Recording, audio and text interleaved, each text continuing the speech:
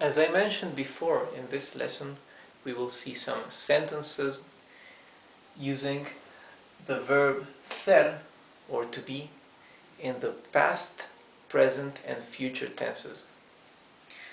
So if you haven't seen my previous lesson where I show how to conjugate verb ser into past, present and future, I strongly recommend you go to that previous lesson and see how to conjugate it into all these tenses, okay?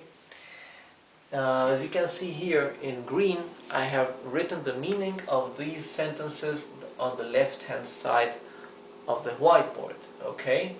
Let's begin with the first one. Yo soy Rodrigo. This means I am Rodrigo.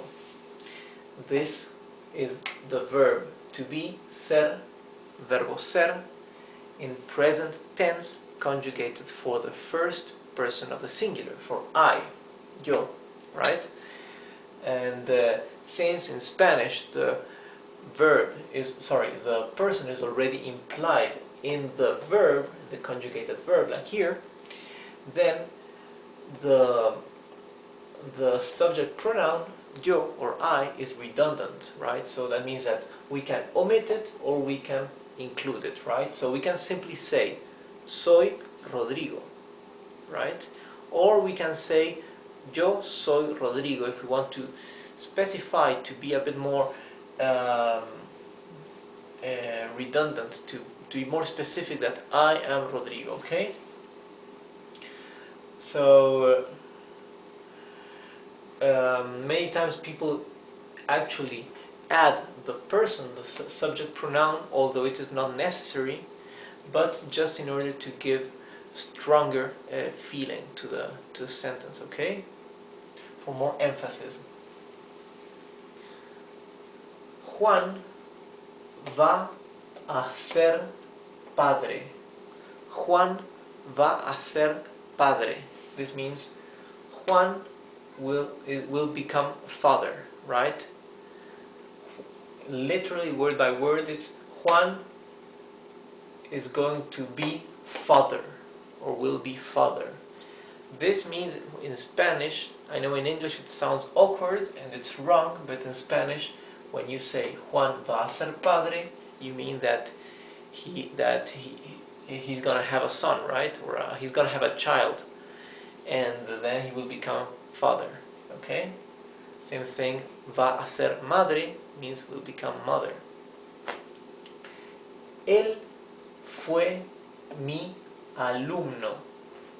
He was my student. Tú eres mi amigo. Tú eres mi amigo. You are my friend. Okay? You can see fue is past tense for he. Eres is present tense for you. Ellos fueron profesores. Ellos fueron profesores. 4 syllables. Profesores. Profesores. They were teachers or professors. Yo fui atleta. Yo fui atleta. I was an athlete, right? Only that in Spanish you simply say atleta. You don't need to say un atleta, right? Because it's abstract, right? I was athlete. That's how you would say it in Spanish. And now look at this. This is the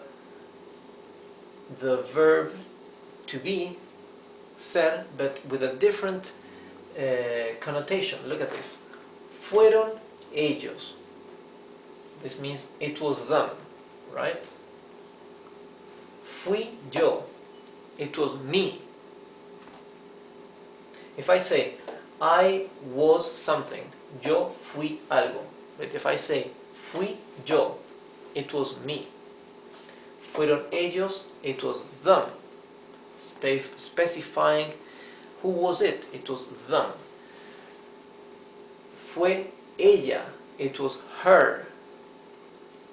Right? So when you want to give that connotation, you first say the verb and then the subject, okay?